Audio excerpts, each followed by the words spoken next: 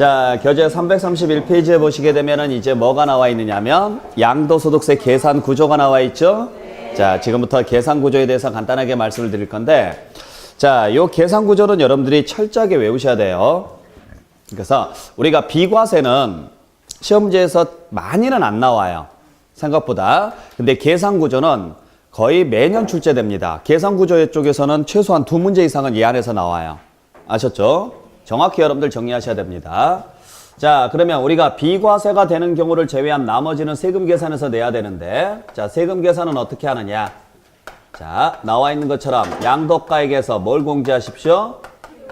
필요경비를 공제하도록 돼 있죠? 자, 그래서 양도가액에서 필요경비를 공제해서 뭘 구하시고? 양도 차익을 구하시고, 다시 여기에서 장기보유 특별공제라는 걸 해줘야 되죠? 그래서 장기보유 특별공제까지 해서 뭘 구하시고? 양도소득금액을 구하시고, 다시 양도소득금액에서 뭘 공제해서? 기본공제라는 것을 해서 과세표준을 구한 다음에 이 과세표준에다가 뭘 곱하시면 돼요? 세율을 곱해서 산출세액을 구하시면 되겠네요. 자, 여기까지는 무조건 외우셔야 돼요. 아셨어요? 자, 그래서 일단 가액에서 출발을 합니다. 가액에서 출발을 한 다음에 차익을 구하고, 다시 소득금액을 구한 다음에 과세표준을 구하고, 마지막에 가서 세액을 구하시면 돼요. 자, 그래서 우리가 세금 계산은 어떻게 하느냐면 과표에다가 세율을 곱해서 계산하죠. 근데 대부분의 과세표준은 전부 다 뭘로 계산되느냐면 무슨 가액으로 계산이 돼요. 그러니까 취득세 과세표준이 뭐였어요? 취득 당시 가액이에요. 등록면허세 과세표준은 등록 당시 가액이에요. 재산세 과세표준은 재산 가액이에요. 그죠? 그래서 우리가 취득세는 취득 당시 가액이고 등록면허세는 등록 당시 가액이다. 그때 취득 당시 가액 또는 등록 당시 가액은 원칙은 신고가액으로 하되, 신고가액이 없으면 시가표준액 또는 사실상 취득가액으로 간다. 그 다음에 재산세 과세표준은 재산가액이다. 그때 재산가액은 시가표준액을 원칙으로 하되 토지주택 건축물에 한해서는 공정시장가액 비율을 곱한 금액으로 한다. 거기까지가 우리가 배웠던 내용이에요. 멍 때리면 안 돼요, 지금. 아셨죠? 자, 근데 문제는 양도소득세는 양도가액이 과표다. 그러면 안 되죠? 양도가액에서 3개를 공제를 해야죠. 맨 처음에 필요경비 하나 공제하고, 그 다음에 특별공제를 하나 공제하고, 그 다음에 기본공제를 공제한 금액을 과세표준이라고 한다. 이렇게 가야 돼요. 아셨죠? 왜 그래야 되느냐면 양도소득세는 취득세 등하고는 달리 양도에서 내는 세금이 아니에요. 양도에서 뭐가 나와야 돼요? 이익이 나와야 내는 세금이 양도소득세예요. 그러니까 취득세는 그냥 취득했으니까 내는 세금이죠. 그러니까 취득이 끝이에요. 등록면허세도 등록하니까 내는 세금이니까 등록이 끝이에요. 재산세도 재산이 있으니까 내는 세금이에요. 그러니까 재산이 끝이에요. 근데 양도소득세는 양도가 끝이 아니에요. 양도에서 이익이 나와야 돼요. 그러니까 한 번 더 계산이 들어가는 거죠. 그게 마이너스예요. 아셨어요? 자, 그래서 빼는 공제 3가지, 필요경비, 특별공제, 기본공제를 뺀다. 그래서 나오는 값을 뭐라고 한다? 과세표준이라고 하고, 그때 각각에 대해서 뺄 때 나오는 결과값이 있다. 필요경비를 공제해서 나오는 값이 차익, 특별공제를 공제해서 나오는 값이 소득금액, 기본공제를 공제해서 나오는 값을 과세표준이라고 하는 거죠. 요 용어를 정확히 외우고 계셔야 돼요. 아셨어요? 계산 구조에 대한 문제는 시험지에서 항상 출제돼요. 그래서 대충 외우지 마시고요. 정확히 여러분들이 글자를 써가면서 외우시는 게 제일 좋아요. 아셨어요? 그래서 우리가 시험지에 나올 때 양도소득금액은 양도가액에서 특별공제를 공제한 금액으로 한다. 맞다, 틀리다? 틀리죠. 양도소득금액은 양도차익에서 특별공제를 공제한 금액으로 간다. 그러면 맞고. 그러니까 도착점이 어디이며 출발점이 어디인가를 잘 봐야 돼요. 그래야 공제될 수 있는 게 하나가 나올지 2개가 나올지가 판단이 서는 거죠. 그러니까 가액에서 출발했느냐, 차익에서 출발했느냐, 소득에서 출발했느냐, 도착점이 차익이냐, 소득이냐, 과표냐. 그래서 제가 일부러 동그라미를 쳐놓은 이유가 나중에 문제를 풀 때는 이러한 부분들의 동그라미를 치면서 여러분들이 문제를 풀어주셔야 돼요. 아셨어요? 또 우리가 가끔 나왔던 예전에 나왔던 문제 중에 하나가 양도소득금액 계산 시 가장 나중에 공제되는 것은 뭐냐? 이런 식으로 문제가 한번 나온 적이 있었죠. 뭐예요? 기본공제. 그래서 다 틀렸죠. 왜냐? 다들 이것만 봤거든요. 그래서 외운 것 중에서 마지막 게 기본공제예요. 근데 얘를 물어봤어요. 물어보는 거. 포인트는 얘죠. 그러니까 소득금액의 위치가 어디예요? 여기거든요. 이거 계산할 때 마지막에 공제되는 것은 특별공제죠. 그러니까 이런 식의 문제가 나오면요. 다 틀려요. 어지간해서는. 아셨어요? 왜냐하면 대충 외웠기 때문에 그래요. 대충. 그러니까 어디를 포인트를 잡아야 될지 여러분들이 모르시면 아주 쉬운 문제거든요. 이게. 어렵지는 않잖아요. 이것만 정확히 외워놓으면 풀 수 있는 문제예요. 그런데도 못 푸는 게 얘를 안 보고 얘를 보니까 그래요. 무슨 말인지 아셨어요? 그러니까 항상 뭘 물어봤느냐를 정확히 여러분들이 체크하고 들어가셔야 돼요. 만약에 과세표준 계산 시 가장 나중에 공제되는 것은 그랬으면 기본공제가 맞아요. 아시겠나요? 양도차익 계산 시 가장 마지막에 공제되는 것은 그러면 필요경비라고 나와야 돼요. 그러니까 뭘 물어봤느냐에 따라서 답은 달라지니까. 자, 그때 외우는 건 여러분들 몫이에요. 아셨죠? 그리고 나중에 이제 여러분들이 문제 풀 때는 제가 그럴 거예요. 양도소득세 문제가 나오면 옆에다가 무조건 머리를 믿지 말고 옆에다가 계산식을 적어놓고 푸시라고 할 거예요. 그래야 훨씬 빨라요. 적는데 오래 안 걸리거든요. 아셨어요? 의외로 오래 안 걸리는데 그걸 안 해요. 안 하고 내가 머릿속에 외운 것만 가지고 풀려고 하니까 눈으로 보는 거하고 머릿속에서 해석하는 게 달라질 때가 있어요. 연상효과 때문에. 그래서 못 찾는 경우가 되게 많아요. 어차피 시험은 뭐 예를 들어서 우리가 평균 60점이잖아요. 30점 맞고 떨어지면요. 억울하지도 않아요. 절대. 왜? 인정해버리거든요. 어차피 나는 안 돼. 근데 한 문제로 떨어져요. 무조건. 시험은 진짜 한 문제 아니면 두 문제로 떨어집니다. 아셨어요? 합격할 때는 보통 10문제 이상으로 합격해요. 근데 떨어질 때는 꼭 한 문제나 두 문제로 떨어져요. 진짜 억울해요. 그 한 문제, 두 문제가 이런 데서 틀려요. 농담이 아니고. 그래서 나중에 여러분들이 진짜 시험 봐보시면 그래요. 이걸 내가 왜 틀렸지? 그때 내가 귀신이 씌었나 봐. 진짜 귀신이 씌어요. 아셨어요? 그 귀신을 물리칠 줄 알아야 돼요. 그래서 별의별 짓을 다 하잖아요, 우리가. 진짜. 아셨죠? 자, 그때 일단 무슨 말인지는 알고 들어가게요. 자, 가액은 뭘 말하느냐면 수입을 말하고요. 경비는 지출을 말해요. 우리는 이익을 계산해야 되니까 당연히 수입에서 뭘 빼야 돼요? 지출을 빼야죠. 그래서 수입에서 지출을 빼서 나온 이익을 차익이라 그래요. 아셨죠? 그리고 그 이익에서 일정 금액을 빼서 또 이익을 구해요. 다시 거기에서 또 일정 금액을 빼서 또 이익을 구해요. 그래서 이익을 총 몇 번 계산하는 거예요? 3번 계산해 주세요 라는 이야기예요. 그래서 마지막 나온 이익이 세금을 부과할 수 있는 이익입니다. 그래서 과세표준이라고 하는 거예요. 여기에 일부를 뭘로 내시는 거예요? 세금으로 내는 거예요. 그래서 우리가 내는 세금을 세액이라고 표현하는 거예요. 아셨죠? 자, 그래서 양도소득세는 수입에서 지출을 빼서 뭘 계산한다? 이익을 계산하고 그 이익의 일부를 세금으로 내는 거죠. 그러면 당연히 수입에서 지출을 빼는 건 알겠죠? 자, 문제는 그래서 이익이 나왔는데 2개를 더 뺀다라는 거죠. 그때 장기보유 특별공제를 왜 빼줘야 되느냐? 자, 1억에 샀어요. 1억에 샀다는 이야기는 1억 원만큼 뭐 했단 소리예요? 지출을 했단 소리죠? 그래서 1억에 사서 10년을 가지고 있다가 이번에 5억에 팔아요. 자, 5억에 팔았다는 이야기는 무슨 이야기예요? 5억 원만큼 수입이 생겼다는 이야기죠. 즉, 내가 얼마 투자해서 1억 투자해서 5억의 수입이 생겼으니까 이익은 4억의 이익이 생긴 거죠. 이를 차익이라고 한다고, 얘를. 왜 익자를 썼는지 아시겠죠? 이익이니까 익자를 쓴 거예요. 차이가 나는 이익이라 그래서. 아셨나요? 그러니까 차익하고 수입하고는 엄연히 다른 말이죠. 우리가 흔히 말하는 수익이 뭐예요? 수익이 수입이고, 우리가 흔히 말할 때, 그리고 순수익이라고 보통 이야기 많이 하죠. 요게 이익이고. 그러니까 이건 총액 개념이고, 요건 순액 개념이고, 이게 그로스의 개념이고 얘가 네트의 개념이고. 알겠어요? 학개론 시간에 배우잖아요. 안 배워요? 안 배워요? 그로스의 개념하고 네트의 개념 안 배워요? 네. 그러면 플로우의 개념하고요. 스탁의 개념은 배워요? 유량, 저량은 배워요?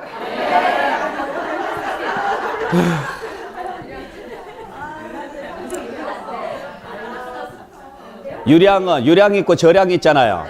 그죠? 저량이 스탁의 개념이고 유량이 플로우의 개념이죠. 유량은 기간이고, 그죠? 저량은 시점이고, 그거 배우잖아요.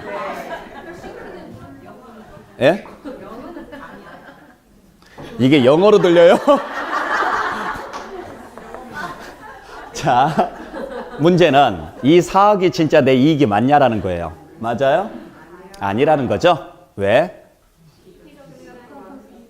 왜? 화폐 가치 때문에 그래요. 그러니까 우리가 비교라는 것은 같은 시점을 놓고 비교를 해야죠. 그게 맞죠? 그래서 이 사억이 진짜 내 이익이 되려면 10년 전에 1억이 지금도 1억이어야 돼요. 근데 그럴 리가 없다라는 거예요. 10년 전에 1억은 지금의 1억보다 높겠죠. 물가 상승이라는 것은 뭘 뜻해요? 화폐 가치 하락을 뜻해요. 화폐 가치 하락이라는 말은 지금의 화폐 가치가 더 낮다라는 거예요. 그러니까 지금의 1억은 10년 전의 1억보다 낮은 거예요. 뒤집어서 10년 전의 1억은 지금의 1억보다 높다라는 거죠. 그러니까 10년 전에 1억 가지고 할 수 있는 건 지금의 얼마 가지고 할 수 있느냐예요. 그걸 계산을 해야죠. 그래서 같은 시점으로 비교했을 때 나온 게 진짜 내 이익이죠. 그래서 얘를 소득이라 그래요. 아셨죠?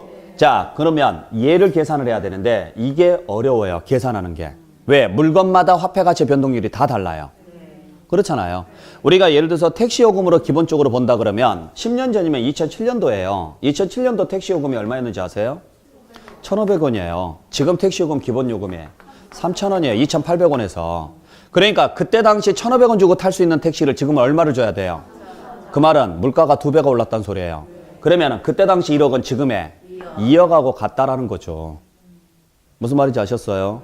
그러다 보니까 우리가 보통 그 계모임 같은 경우 할 때도 마찬가지죠. 계모임 같은 경우 할 때 뭐 애들 뭐 결혼한다 그러면 결혼식에 축의금 얼마 뭐 이런 거 정해 안 정해요? 정하죠. 그거 어떻게 정해요, 여러분들?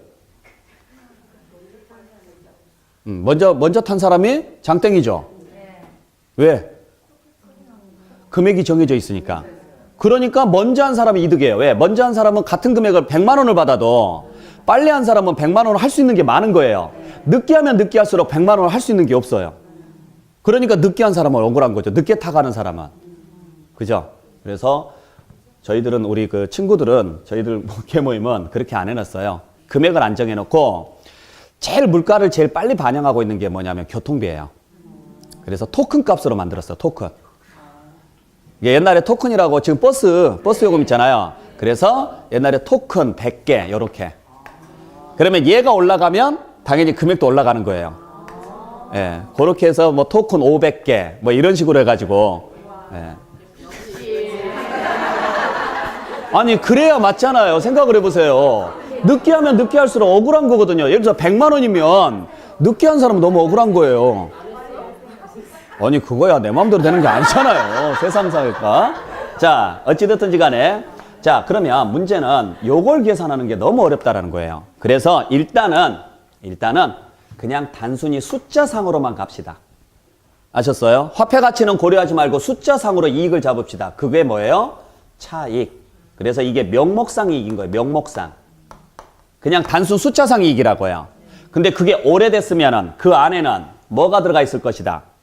물가 상승분이 들어가 있지 않을 거냐. 요걸 제거해 줄게요. 그래서 이래서 공제해 주는 게 장기부의 특별공제예요. 이걸 빼줘야 실제 내 이익이 남죠. 이걸 안 빼주게 되면요. 오래 가지고 있는 사람일수록 이익은요. 더 많이 잡혀요. 얘가 플러스 되면서 얘가. 근데 얘는 내 이익이 아니에요.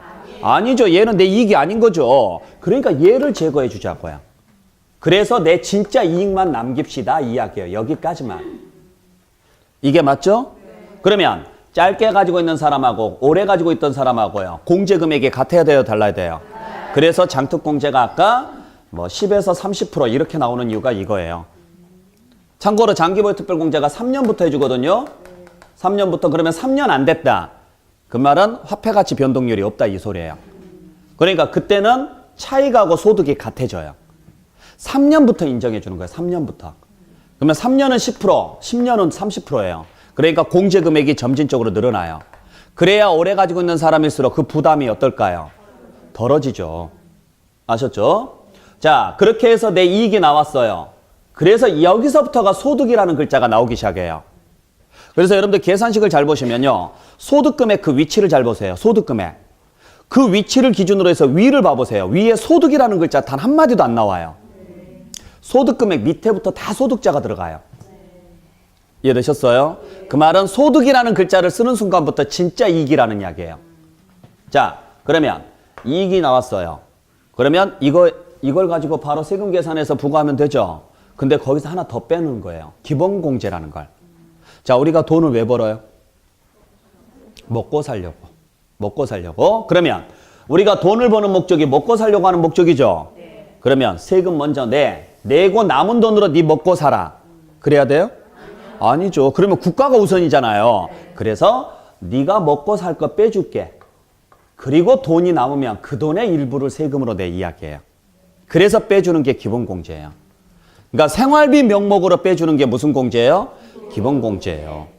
거기까지 빼주고 돈이 남았다. 그러면 진짜 여윳돈이죠. 그 돈의 일부를 뭘로 내라는 거예요? 세금으로 내주시라는 거예요. 그러니까 이론상으로 보면요. 이것만큼 깔끔한 구조가 없어요. 보세요. 내가 이번에 돈을 벌었죠? 그 돈을 벌기 위해서 투자한 돈 다 빼줄게요. 거기에 물가 상승률도 빼줄게요. 거기에 당신 생활비까지 빼줄게요. 더 이상 뭘 빼줘요? 없죠. 그리고 남았다면 그 이익의 일부를 세금으로 내주세요. 이 이야기예요. 근데 실제 계산해 보면 얼마 안 빠져요. 그래서 세금이 많아지는 거지 이론상으로는 정말 잘 만들어 놓은 거예요. 그러니까 순서가 바뀌면 안 되는 거죠. 제일 먼저 빼야 될 것은요. 투자비를 먼저 빼야죠. 이 돈을 벌기 위해서 쓴 돈을 빼주는 게 맞잖아요. 맞죠? 그 다음에 물가 상승률을 빼는 건데 이게 양도소득세에서만 나오는 제도예요. 왜냐하면 다른 것들 생각해 보세요. 우리가 예를 들어서 음식점업을 한다고 생각해 보세요. 음식점업에서 수입이 뭐예요? 음식점업에서 수입은 매출이죠. 그러면 비용은 재료비, 인건비 등이죠. 그러면 그 재료 사가지고 얼마 만에 팔아요? 음식 만들어서. 그러니까 당일날 팔잖아요. 당일날. 그죠? 그러니까요. 화폐 가치가 변할까요? 안 변할까요? 안 변해요. 그러니까 1년 안에 거래가 이루어지면 화폐 가치는 안 변하는 거예요. 그래서 예를 해줄 이유가 없죠. 그래서 종합소득세에서는 없어요. 이게 아예. 이자소득이나 배당소득이나 사업소득이나 근로소득이 이런 데는 아예 없어요. 양도소득은 오랜 시간 가지고 있다가 파니까 이게 있는 거예요. 그래서 이게 양도소득세에서만 나온다 그래서 특별히 공제합니다. 그래서 특별공제예요. 그러니까 소득세는 전부 다 어떻게 계산하느냐 하면 소득세는 다 이자든 배당이든 사업이든 근로든 다 수익금액에서 필요경비를 빼서 계산합니다. 그래서 나온 금액이 뭐예요? 소득이에요. 이걸 가지고 세금 계산해서 내는 게 소득세예요. 아셨어요? 양도소득세도요. 수입에서 뭘 빼야 돼요? 경비를 빼야 돼요. 그죠? 그래서 뭘 구하시면 돼요? 소득을 구하시면 되는데 양도소득세만 여기에서 하나 더 들어간다고요. 특별공제가. 몇 년 이상이면? 3년 이상이면. 그래서 이게 양도소득세만 존재하는 제도다 그래서 특별한 제도예요. 아셨어요? 자, 그렇게 해서 소득이 나왔으면 우리가 돈을 버는 목적이 뭐라 그랬어요? 먹고 살기 위해서. 그래서 먹고 사는 비용을 빼줘요. 그게 여러분들이 알고 있는 종합소득공제예요. 의료비 공제라든지 이런 것들. 아셨어요? 그래서 과표가 나오면 이걸로 계산하거든요. 근데 양도소득세는 분류과세죠. 다른 소득하고 합산한다. 따로 구분해서 계산한다. 구분해서 계산하기 때문에 이걸 못 빼줘요. 그래서 이거 대신 빼주는 게 기본공제예요. 이거 대신. 아셨어요? 그래서 우리가 소득이 기본인 거예요. 항상 소득이. 구분 잘 해주셔야 돼요. 자, 그러면 소득이 나와야 세금을 내는 거죠? 그때 소득세는 국세다, 지방세다? 국세예요. 국세는 인세요, 물세예요? 인세가 기본이죠. 그래서 인별로 계산합니다. 그것도 1년 단위로 계산하는 게 기본이죠. 여기서부터. 단, 처음에는 인별로 계산이 불가능해요. 왜? 자산을 팔았기 때문에. 그래서 처음에는 뭐 별로 계산하느냐? 자산별로 계산하는 거예요. 자산별로. 그래서 양도소득세는 몇 번 계산하느냐면 2번 계산합니다. 처음에는 뭐 별로? 자산별로. 그 다음에 뭐 별로? 인별로. 그것도 몇 년치 묶어서? 1년치. 자, 그래서 보시면 4월 달에 건물을 하나 팔았어요. 그러면 이 건물 팔아서 받은 돈에서 이 건물 취득가액 등 필요경비까지 빼고 장기보유 특별공제까지 빼서 4천만 원의 이익이 남았다고 치죠. 여기까지만 계산해야 돼요. 왜? 아직 1년이 안 끝났으니까. 그런데 9월 달에 또 하나 팔았어요. 건물을. 그러면 이 건물을 팔아서 받은 돈에서 필요경비 특별공제까지 뺐더니 3천만 원의 이익이 남았어요. 여기까지만 계산하셔야 돼요. 왜? 아직 1년이 안 끝났으니까. 그리고 12월 달에 또 토지를 팔았어요. 그러면 이 토지에 대해서 양도가액에서 필요경비나 장기보유 특별공제까지 빼서 2천만 원의 이익이 남았어요. 여기까지 계산하셔야 돼요. 그리고 끝났어요. 이제 2017년도가. 다 끝났죠? 그러면 이제 연말정산 들어가요. 정산 들어가는 거예요. 쉽게 말해서. 자, 세금은 누가 내야 돼요? 사람이 내요. 그래서 이제 등기부를 봐요. 등기부를 봤더니 갑과 을의 공동명이에요. 여기는 갑의 단독명이고 얘도 갑과 을의 공동명인데 둘이는 부부예요. 부부이더라도 상관없어요. 갑은 갑의 것만, 을은 을의 것만 내요. 그래서 갑이 1년 동안에 벌어들인 소득을 봤더니 지분이 동일하다면 A 팔아서 건물 팔아서 얼마? 2천. 또 건물 팔아서 얼마? 3천. 또 토지 팔아서 얼마? 1,000. 갑의 몫만 계산하는 거예요. 그러니까 갑이 1년 동안에 벌어들인 이익은 6천이죠. 여기서 네 생활비 빼. 그래서 돈이 나오면 거기에 세율 곱해서 세금 계산해서 내 이야기예요. 을도 건물 팔아서 얼마? 4월 달에 건물 팔아서 2천. 그 다음에 12월 달에 토지 팔아서 1,000. 그러면 을이 1년 동안 벌어들인 이익은 3천이죠. 여기서 기본공제 빼서 과표 구한 다음에 세율 곱해서 세액 계산해서 세금 계산해서 내시면 돼요. 이러한 식으로 내요. 그러니까 생활비는 각자 빼주는 거예요. 각자. 그것도 1년에 몇 번? 한 번. 하지만은 장특공제는요. 자산별로 빼줘야죠. 왜? 보유기간이 다 다를 거니까. 그래서 처음부터 합산해서 계산이 안 돼요. 그러니까 처음에는 뭐 별로? 자산별로. 누구 거냐를 보는 게 아니라 이 물건이 얼마나 됐느냐, 얼마에 팔았느냐 그걸 보고 계산하고 그래서 나온 소득금액에서 이제 소득이 나왔으니까 뭐 별로요? 인별로. 그것도 몇 년치 합산해서? 1년치. 네. 참고로 이때 세율이 우리 누진세입니다. 누진세의 특징이 뭐예요? 뭉치면은 죽고 흩어지면 사는 거예요. 그죠? 그래서 보신 바와 같이 같은 해 여러 개를 팔면요. 뭉쳐지죠? 그래서 되도록이면 같은 해 여러 개 팔지 말라고 하는 거예요. 이게 합쳐지니까 세율이 올라가요. 아셨어요? 두 번째, 혼자 다 가지고 있었다면 혼자 9천이에요. 그러면 기본공제도요. 한 번밖에 못 받죠. 공동명이다 보니까 기본공제가 2번 되죠. 그리고 금액도 나눠져 있죠. 그래서 우리가 자 양도소득세 절세 방법이 뭐냐라고 물어봤을 때 계산구조만 놓고 본다 그러면 첫 번째요. 같은 해 여러 개 팔지 마세요. 두 번째, 공동명의로 가지고 계세요. 그게 기본인 거예요, 이게. 아셨나요? 잘 기억하시기 바랍니다. 자, 그래서 여기까지가 여러분들이 보셔야 될 계산식인데 오늘은 차이까지만 간단하게 정리하고 다음 시간에 장기보유 특별공제부터 마무리할게요. 아셨죠? 네. 자, 자, 우리 양도차익은 어떻게 계산하느냐? 무슨 가액에서? 양도가액에서 필요경비를 공제하셔야 되죠? 자, 이때 필요경비는 뭐가 들어가느냐면 기본적으로 취득가액이 들어가요. 그리고 취득가액 외에 기타 경비라고 해서 몇 가지가 더 들어가는데 여기까지 빼서 마이너스 잔액이 나오면은 차손이라 그래요. 손해봤다 그래서 이러면 세금 안 내요. 뭐가 나왔을 때?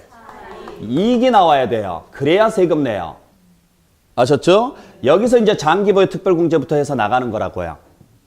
자, 그때 필요경비에는 기본적으로 뭐가 들어가요? 취득가액이 들어가고 기타 경비라는 게 있는데 여기에가 2가지가 있어요. 뭐가 있느냐면 자본적 지출액이라는 것과 양도비라는 게 있습니다.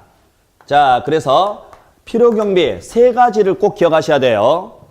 자, 필요경비에는 세 가지가 있다. 취득가액과 자본적 지출액과 양도비가 있다. 아셨나요? 꼭 기억하셔야 됩니다.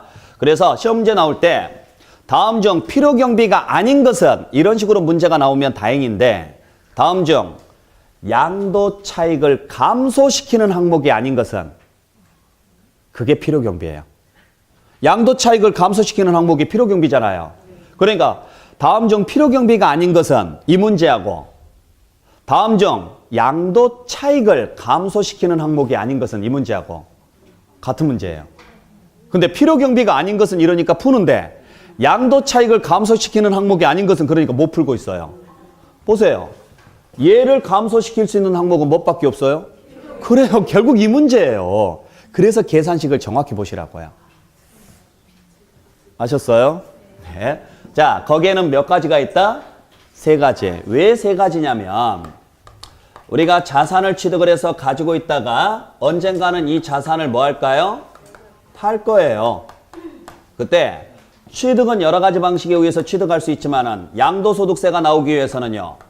유상 이전만 양도라고 한다 그랬죠?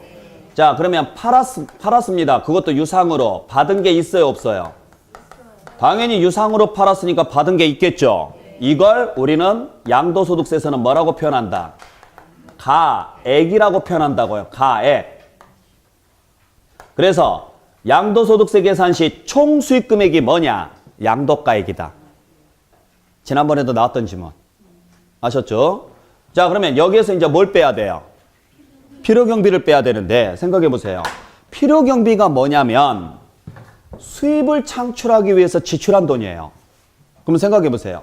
수입이 나오려면, 수입이 생기려면 뭘 해야 돼요? 팔아야 돼요. 팔아야 수입이 생기죠? 팔려면 샀었어야 돼요. 그러니까 여기서부터 들어가요. 사야죠? 가지고 있어야죠? 팔아야죠? 그래야 수입이 생기죠? 몇 단계를 거쳐야 돼요? 그래서 필요경비가 3개예요. 3단계를 거쳐야 얘가 생길 거 아니에요. 그래서 필요경비가 몇 개라고요? 3개라고요. 그러니까 필요경비 물어보면 그냥 자연스럽게 가야 돼요. 취득, 보유, 양도예요. 양도까지 해야 얘가 생기거든요. 그래서 취득할 때 지출한 비용 하나, 취득할 때 지출한 비용 하나, 그 다음에 보유 중에 지출한 비용 하나, 그 다음에 양도할 때 지출한 비용 하나, 이렇게 해서 총 3개를 공제받을 수 있다. 필요경비로. 그때 취득할 때 지출한 비용을 우리는 뭐라고 하느냐? 취득가액이라고 하고 이때 취득하기 위해서 지출한 비용은 다 비용 처리가 되는 거예요. 아셨죠? 문제는 이거 외에도 비용 처리되는 게 있다. 보유나 양도 중에 지출한 비용도 비용 처리가 되는데 보유 중에 지출한 비용을 우리는 뭐라고 하느냐면 수선비라고 합니다. 근데 여기에는 두 종류가 있어요. 하나는 수익적 지출액이라는 수선비가 하나 있고요. 또 하나는 자본적 지출액이라는 수선비가 하나 있어요. 이 중에서 우리가 비용 처리가 되는 것은 자본적 지출액이에요. 수익적 지출액은 현상 유지하기 위해서 지출한 수선비를 말하고요. 자본적 지출액은 자산 가치를 증가시키기 위해서 지출한 수선비를 말해요. 그럼 생각해 보세요. 필요경비라는 것은 뭘 말한다? 필요경비의 뜻을 정확히 알아야 돼요. 필요경비가 뭐예요? 필요경비가 꼭 필요한 경비예요. 뭐에 필요한 경비예요? 뭐에? 필요경비는 어디에서 빼요? 수입에서 빼는 게 필요경비예요. 아셨어요? 그러면 어디에 필요해야 돼요? 그렇죠. 이걸 창출시키는데 필요해야 돼요. 그래야 경비가 된다고요. 이하고 관련 없으면 경비다 아니다? 아니에요. 그러니까 자, 근로자들한테 수입은 뭐예요? 월급이에요. 그러면 근로자들한테 경비는 뭘까요? 예? 노동력이죠, 노동력. 근로자들은 글자 그대로 근로, 노동을 제공해서 돈을 버는 사람들이라고요. 그러니까 돈을 벌기 위해서 투자한 게 노동력이에요. 그러니까 교통비, 가족들 외식비, 이딴 것들 다 안 해줘요. 아셨나요? 그래서 이 노동력을 돈으로 환산해놨죠. 그걸 근로소득공제라 그래요. 이걸. 아셨어요? 그러니까 필요경비가 우리가 이제 보통 경비 처리해가지고 신고할 때 세무서에서 탈락시키는 것들이 있어요. 이거 나 경비인데 왜 탈락시키느냐라고 물어보면 이거하고 직접적인 관련이 있다는 걸 입증이 안 됩니다. 그러니까 얘는 경비 처리 안 됩니다. 이렇게 이야기하는 거예요. 아셨어요? 그럼 보세요. 양도에서 수입은 팔았을 때죠. 그러면 여기에 영향을 미치려면 자산 가치가 늘어나면 수입이 늘어요, 안 늘어요? 그러니까 영향이 있죠. 그래서 얘는 비용 처리가 돼요. 근데 자산 가치가 안 늘어나면 여기에 영향이 있어요, 없어요? 그래서 얘는 비용 처리가 안 되는 거예요. 그러니까 모든 수선비가 다 되는 게 아니라 수익적 지출액은 안 돼요. 그러면 여러분들요, 자산 때문에 자산을 가지고 있는 동안에 그 자산 때문에 들어가는 비용들이 뭐가 있는지 한번 생각해 보세요. 예를 들어서 아파트를 가지고 있으면 아파트 보유 중에 이 아파트 때문에 나가는 돈들이 뭐가 있어요? 관리비, 재산세, 공과금 이런 것들 나가죠. 또는 뭐 형광등 갈아 끼운다든지 유리창을 갈아 끼운다든지 이런 것들, 문짝을 교체한다든지 이런 비용들이 나가죠. 문제는 관리비 냈다고 해서 아파트값 늘어나요? 안 늘어난다고요. 재산세 냈다고 해서 아파트값 늘어나는 거 아니죠. 그게 전부 수익적 지출액이에요. 형광등 갈아 끼웠다고 해서 아파트값 늘어나요? 안 늘어나요. 그러면 여러분들이 아파트 했다가 뭘 하면 아파트 값이 늘어날까? 리모델링. 그게 자본적 지출이에요. 그러니까 리모델링 비용이라든지 확장 비용이라든지 샤시 비용이라든지 이러한 것들. 그러니까 어지간한 수리 비용은 안 돼요. 수리 비용은 다 안 돼요.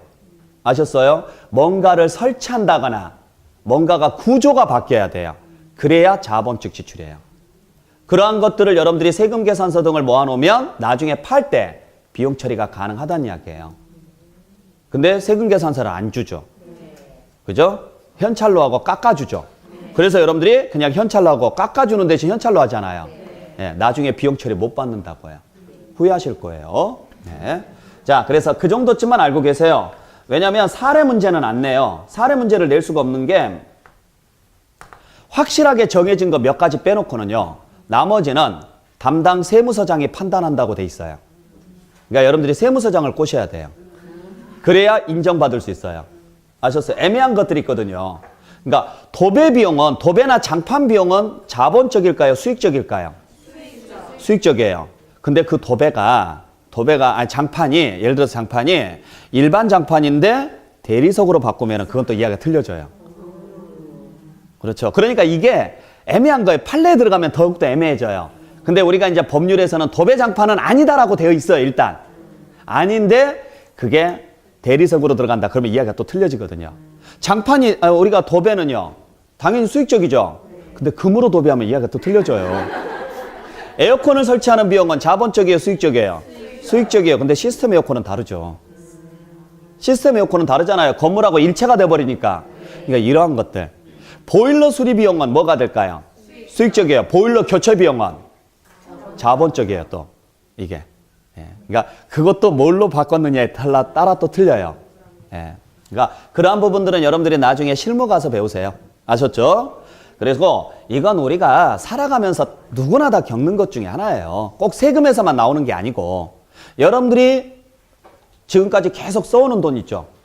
그게 여러분들한테요. 수익적일 수도 있고 자본적일 수도 있다고 해요. 그럼 밥값은 뭐예요? 보약은? 진짜? 보약은 자본적이에요? 술값은? 자본적이에요? 술값은? 뭐 느끼기 나름이겠죠. 예, 뭐 그건 그렇다 치더라도 자, 여러분들 학원비는 제발 그러길 바래요. 제발. 와서 하나도 얻어가는 게 없으면 수익적이에요. 얻어가는 게 있어야 자본적이에요. 자, 그 다음에 양도할 때도 지출이 있어요, 없어요? 있죠. 중개인을 통해서 양도했으면 중개수수료, 세무사를 통해서 신고했으면 세무사 비용, 이러한 것들도 다 비용 처리해 준다고요. 그래서 필요경비는 총 몇 개다? 3개예요. 단, 이 2개는 반드시 입증이 돼야 돼요. 그래야 공제되고 입증 안 되면 공제 안 돼요. 그래서 기타로 묶은 거예요. 근데 얘는 입증 안 돼도 무조건 해줘야 돼요. 왜? 양도하려면 취득했다라는 사실은요, 변함이 없죠. 그래서 얘는 입증 여하에 관계없이 무조건 해줘야 돼요. 아셨나요? 그래서 우리가 통상적으로 보면 양도가액에서 뭘 뺀다 그래요? 취득가액을 뺀다 그래요. 사람들이 다. 양도가액에서 필요경비를 뺀다라고 말하는 사람은 단 한 명도 없어요. 양도가액에서 뭘 뺀다 그래요? 취득가액을 뺀다 그러는데 정확히 표현하면 양도가액에서 필요경비 빼는 거예요. 이해되셨죠? 그 필요경비 안에 취득가액이 들어가는 거고 기타 경비가 있는 거죠. 자, 그러면 우리 양도가액과 취득가액은 최소한 양도가액에서 취득가액은 빼야 되잖아요. 그때 양도가액과 취득가액은 어떻게 산정하느냐? 둘 다 원칙은 실거래가액에 의합니다. 그래서 원칙은 무슨 가액에 의한다? 실거래가액에 의한다. 자, 실거래가라는 말이 무슨 말이에요? 실제 거래한 금액을 말하죠. 그래서 양도에서 실거래가라는 말은 실제 받은 금액이죠. 받은 금액, 수익 금액을 말하고, 그러면 취득에서 실거래가라는 것은 실제 지출한 금액을 말하겠죠. 그래서 매매로 취득했으면요, 매입가액에, 그죠? 만약에 신축을 했으면요, 신축 비용 지출해야 안 해요? 하잖아요. 그게 취득가액이라고요. 문제는 지출 없이 취득하는 경우가 있어요, 없어요? 있어요. 상속이나 증여일 때. 그때는 지출이 없으니까 0이다. 그러시면 안 되고요. 그때는 상속세나 증여세법에 의해서 평가한 금액으로 갑니다. 그냥 이런 게 있어요. 법에 정해져 있어요. 상속받거나 증여받으면 이거 얼마짜리 이렇게 정해놨다고요. 그냥 그 금액으로 가요. 우리가 상속세나 증여세법을 안 배우니까 이렇게만 이해하시면 돼요. 그래서 여러분들이 상속이나 증여받은 자산의 취득가액이 얼마인지를 알려면 법을 알아야 되고, 그러려면 세무사라든지 아니면 세무서로 가야 돼요. 여러분들이 계산할 수 있는 게 아니에요. 아셨죠? 그렇게만 알고 계세요. 그리고 이때 이 금액에는 취득하기 위해서 지출한 나머지 비용들도 다 들어가요. 가장 대표적인 게 취득세. 취득했으니까 취득세 냈죠? 중개인을 통해서 취득했으면 중개 수수료 들어갔겠죠? 또 법무사를 통해서 등기 이전했으면 법무사 비용 발생했겠죠? 이러한 것들. 또 컨설팅 비용이라든지 할부로 샀으면 이자 지급했겠죠? 법원에 소송이 걸려 있어요. 그걸 취득하면 소송 비용이나 화해 비용이 발생하죠? 그러한 것들 다 집어넣어 주시라고요. 그냥 취득하기 위해서 들어가는 것들은 다 포함이에요. 아셨나요? 대신 취득하고 관련 없으면은 뭐가 되느냐? 포함 안 되고. 대표적인 게 뭐냐면 상속세나 증여세예요. 취득하고 포함 안 되는 게. 자, 여러분들 우리가 상속을 받으면 무슨 세금을 내야 돼요? 상속세를 내야 되고 취득세도 내야 돼요. 두 개를 다 내야죠. 증여받으면 역시 취득세 내고 증여세 내야 돼요. 문제는 취득세는 왜 내는 세금이에요? 취득했으니까 내는 거죠. 그러니까 취득하고 관련 있죠? 증여세는 왜 내요?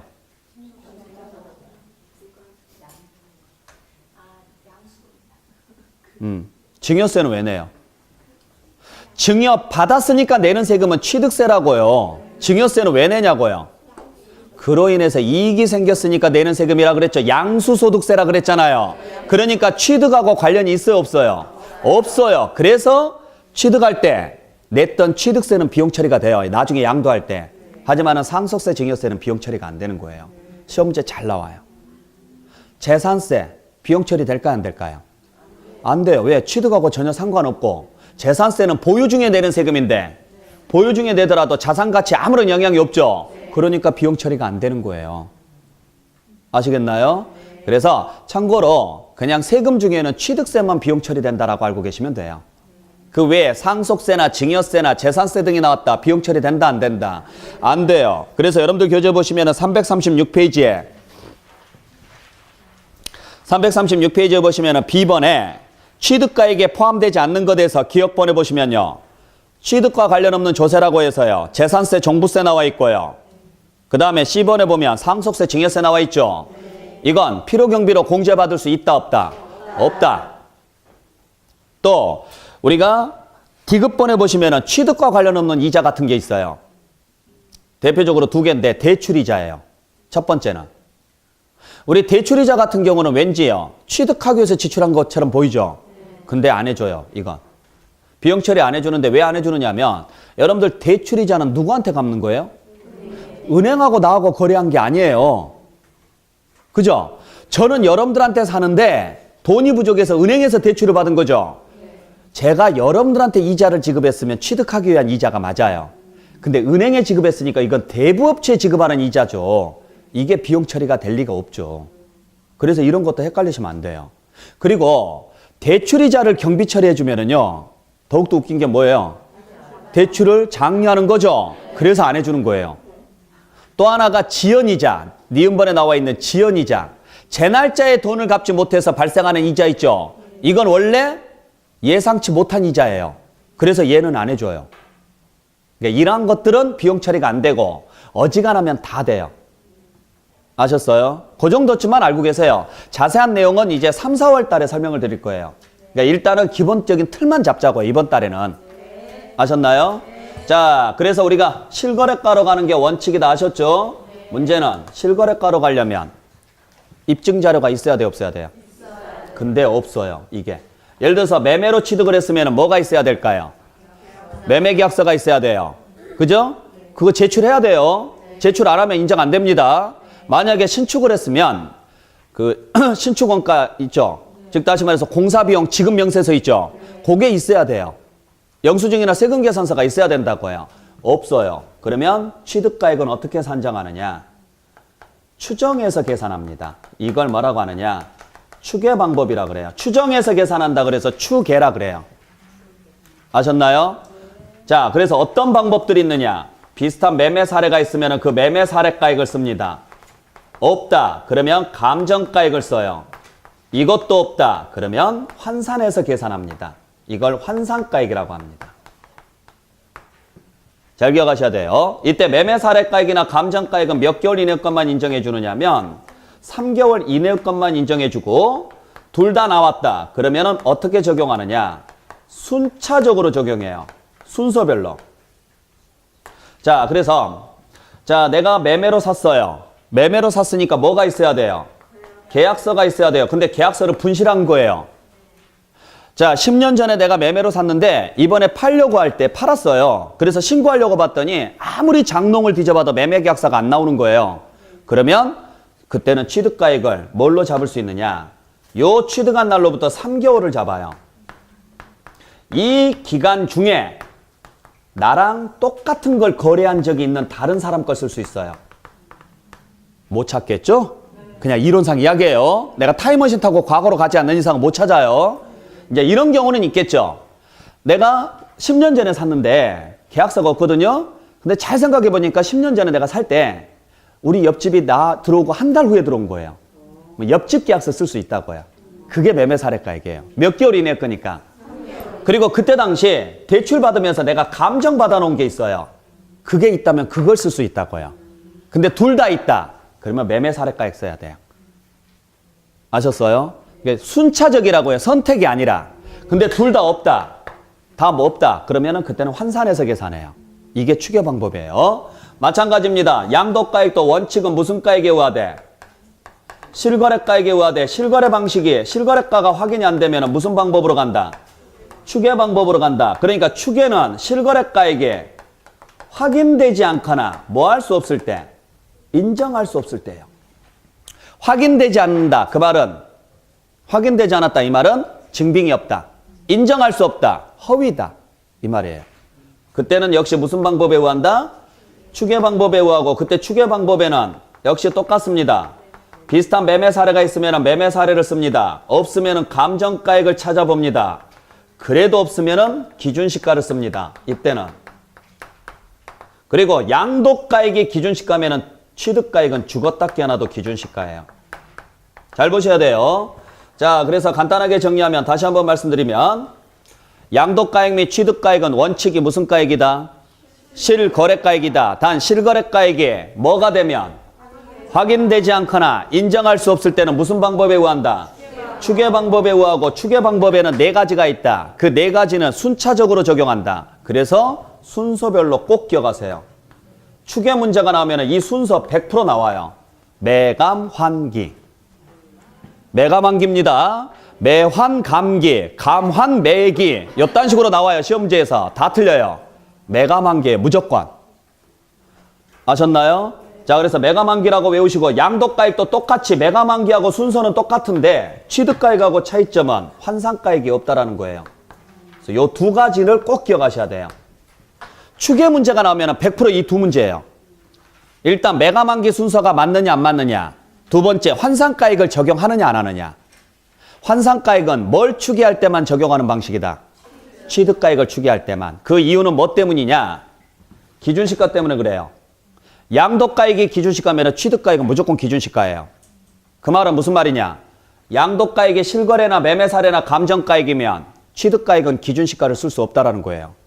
그래서 기준시가 대신 쓰라고 해서 만들어 놓은 게 환산가액이에요. 즉 양도가액이 실거래죠. 그러면 취득가액은 무조건 실거래가 돼야 돼요. 근데 양도가액은 실거래인데 요 취득가액에 대한 실거래가 확인이 안 돼요. 그러면 매매 사례를 찾아서 빼야 돼요. 매매 사례도 확인이 안 돼요. 감정가액을 빼야 돼요. 감정가액도 확인이 안 돼요. 그때 환산가액을 쓰라고요. 왜? 기준시가를 쓰면 안 되니까. 실거래가하고 기준시가는요. 어마어마한 차이가 나요. 이걸 쓰시면 안 되는 거예요.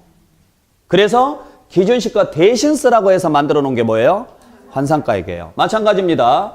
양도가액에 대한 실거래가 확인이 안 돼서 매매 사례로 갔어요. 취득가액은 그래도 실거래예요. 순서별로 가세요. 확인이 안 되면 매매 사례, 그래도 확인이 안 되면 감정가액, 그래도 확인이 안 되면 환산가액이에요. 마찬가지입니다. 실거래, 매매 사례가 확인이 안 돼서 감정가액으로 갔어요. 그래도 취득가액은 실거래예요. 확인이 안 되면 매매 사례, 그래도 확인 안 되면 감정가액, 그래도 확인이 안 되면 환산가액이에요. 그런데 다 확인이 안 돼요. 그래서 기준시가로 갔어요. 그러면 무조건 기준시가예요. 이때는. 실거래 등이 있어도 사용한다 안 한다? 안 해요. 그래서 양도가액이 기준시가이더라도 양도가액을 기준시가에 의해서 정하더라도 취득가액은 실거래가액에 의한다. 그러면 틀린 문장이에요. 이거 올해 분명히 나와요. 시험 문제에서. 아셨죠? 자, 그리고 하나 더. 자본적 지출과 양도비는 필요경비 맞죠? 맞죠? 근데 얘가 비용 처리가 되려면 얘들은 실제 지출이 됐어요, 안 됐어요? 그래서 취득가액이 실제 거래된 금액으로 계산됐을 때예요. 만약에 취득가액이 추정값으로 가죠? 그럼 여기도 추정값으로 가요. 자본적 지출액이나 양도비는 인정 안 됩니다. 그래서 추정해서 나오는 값이 있는데 얘를 뭐라고 하느냐? 계략적으로 산출한 금액을 공제한다 그래서 계산공제액이라 그래요. 그러니까 필요경비 산정 방식이 두 가지가 있는 거예요. 필요경비 산정 방식이. 원칙은 무슨 가액에 의한다? 실거래가액에 의한다. 그래서 실거래가액에 의해서 계산할 때는 그 실거래로 계산한 무슨 가액에? 취득가액에 자본적 지출과 양도비가 경비 처리가 돼요. 근데 실거래가 확인이 안 돼서 확인이 안 되면 무슨 방법에 의한다? 추계 방법에 의하고 추계 방법에 의해서 필요경비를 산정할 때는 취득가액을 매가만기 중에 하나로 잡아야 되고 아셨어요? 매가만기 중에 하나로 잡아야 되고 그때는 자본적 지출과 양도비 대신 무엇을? 계산공제액을 필요경비로 잡아야 된다고요. 그리고 계산공제는 어떻게 계산하느냐? 취득 당시 기준시가의 3%예요. 취득 당시 기준시가의 3%. 자, 그래서 시험 문제 나왔을 때 필요경비는 무조건 시험 문제 나옵니다. 그래서 지난번에는 뭐가 하나 나왔었느냐면 취득가액을 매매사례가액으로 하는 경우 아셨죠? 자본적 지출액이 필요경비에 포함된다. 틀린 문자. 취득가액이 매매사례가액이면 추계 방식이죠. 그러면은 자본적 지출액은 절대 안 돼요. 계산공제가 와야 돼요. 아셨나요? 그러니까 자 양도가액이 먼저 결정이 돼야 돼요. 그 다음에 취득가액이 결정이 되고 취득가액에 따라서 기타 경비의 운명이 달라지는 거예요. 그러니까 얘들의 운명은 얘가 누구냐에 따라 달라지는 거예요. 얘가 뭐냐에 따라서. 아셨어요? 그리고 취득가액의 운명은 양도가액에 따라 달라지는 거예요. 그래서 잘 보셔야 돼요. 자, 그래서 마무리 정리해보죠. 양도가액에서 필요경비를 빼야죠. 필요경비는 뭐가 들어간다고요? 취득가액이 들어가고 취득가액 외에 기타 경비가 들어가죠. 그래서 뭘 구하시면 돼요? 차익을 구하시면 되는데 이때 양도가액은 원칙에 실거래예요. 실거래가 확인이 안 되면 매매사례예요. 매매사례도 확인이 안 되면 감정가액이에요. 감정가액도 확인이 안 되면 기준시가예요. 양도가액에서 환산가액은 쓰지 마세요. 자, 두 번째, 이제 취득가액을 정해야 되네요. 양도가액을 잡았으니까 이제 취득가액을 잡아야죠. 취득가액도 원칙은 실거래예요. 실거래가 확인이 안 되면 매매사례고 매매사례도 확인이 안 되면 감정가액이고 감정가액도 확인이 안 되면 환산해서 계산합니다. 단 양도가액이 기준시가면 취득가액은 무조건 기준시가입니다. 그 다음에 이제 경비 잡아야죠. 나머지 취득가액이 실거래면 자본 측 지출과 양도비가 따라오고 취득가액이 매각만기면 그때는 계산공제액이 따라온다고요. 계산공제액이. 이런 구조예요. 자, 그랬을 때 보죠. 예를 들어서 기준시가는 매년 공시가 되어 있으니까 나오죠. 국세청에서 고시해 놓은 금액이 기준시가예요. 그래서 취득 당시 기준시가를 조회를 해봤더니 1억이에요. 양도 당시 기준시가를 조회해봤더니 2억이에요. 근데 얼마에 팔았느냐? 이번에 5억에 팔았어요. 매매 사례가액은 확인이 안 되고 감정받은 게 있는데 감정받은 금액이 4억 9,800이 나온 거예요. 감정가액은. 이번에 대출 받으면서. 그 다음에 취득 당시 실거래가는 2억이에요. 그리고 매매 사례가액은 확인이 안 되고 감정가액도 확인이 안 돼요. 그리고 내가 보유 중에 리모델링한 비용이 있는데 1,500만 원을 세금 계산서 끊었어요. 입증했죠? 자, 그러면 양도가액 얼마? 양도가액, 이제 양도 차익을 구해야 되잖아요. 차익을 구하려면 먼저 양도가액부터 산정해야죠. 양도가액 얼마? 5억. 취득가액 얼마? 2억. 경비는? 1,500. 그래서 양도 차익은 2억 8,500. 얼마나 쉬워요. 됐죠? 자, 근데 얘가 확인이 안 돼요. 증빙이 없어서. 다른 건 다 똑같다고 치고. 그러면 양도가액 얼마? 5억. 얼마? 5억. 그렇죠. 5억이죠. 아셨죠? 네. 자, 그래서 이제 양도가액이 5억이 잡혔어요. 자, 여러분들 취득가액이 아무것도 안 보인다고 해서 얘를 얘로 가지 마세요. 네. 여기하고 관계없이 여기서부터 봐야 돼요. 순차적이니까 순차적으로 가는 거예요. 네. 5억 나와 있으니까 5억의 양도가액이에요. 이제 취득가액 가죠. 취득가액은 실거래로 가야 돼요. 확인 안 되네요. 매매 사례로 가야 돼요. 확인 안 되네요. 감정가액으로 가야 돼요. 확인 안 되네요. 기준시가를 써야 돼요? 아니죠. 그래서 기준시가를 쓸 수 없으니까 환산가액을 쓰라고요. 이때 환산은 어떻게 하느냐면 환산은 요 크기대로 계산해요. 양도 당시는 2억이지만 취득 당시는 1억이죠. 2분의 1이죠. 여기도 2분의 1. 똑같이. 그러니까 얼마예요? 2억 5천이에요. 취득가액은. 굉장히 어려운 문제예요. 그죠? 자, 굉장히 어렵습니다.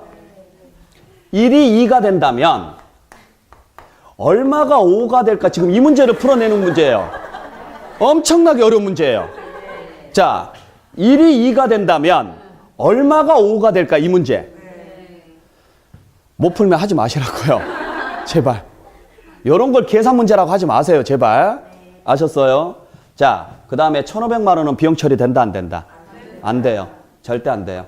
대신 계산공제가 와야 돼요. 그때 계산공제는 무슨 당시? 취득 당시 기준시가의 3%예요. 그러니까 얼마예요? 300만 원이 되죠? 300만 원이. 그래서 필요경비는 2억 5,300이 돼서 양도차익은 2억 4,700이 되죠. 그러면 이 사람 같은 경우는 아까 실거래계약서가 2억 있었죠? 있어도 찢어버려야죠. 찢어버려야죠.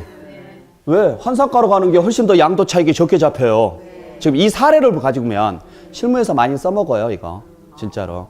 지금 이 사람 요 두 개만 가지고 세금 차이 얼마 정도 나는 줄 아세요? 이거 1,600만 원 정도 차이나, 세금. 세금만. 요 종이 한 장 찢어버리느냐 안 찢어버리냐에 따라서. 어차피 내가 10년 전에 산 거라면 계약서 분실했다 그래도 믿어줘야 돼요. 그렇잖아요. 이제 머릿속이 복잡해져요. 또. 지금 이걸 어떻게 해야 될까, 지금. 자, 그래서 여기까지가 여러분들이 보셔야 돼. 우리 양도 차익에 대한 부분인데 교재 내용은 딱히 안 읽어드릴 거예요, 지금은요. 왜냐하면 교재 내용 읽으면 지금 굉장히 좀 복잡해져요, 내용이. 그러니까 일단은 이걸 머릿속에 딱 잡아놔야 돼요, 순서를. 아셨어요? 이걸 단순하게 정리한 게 이 그림이에요, 지금.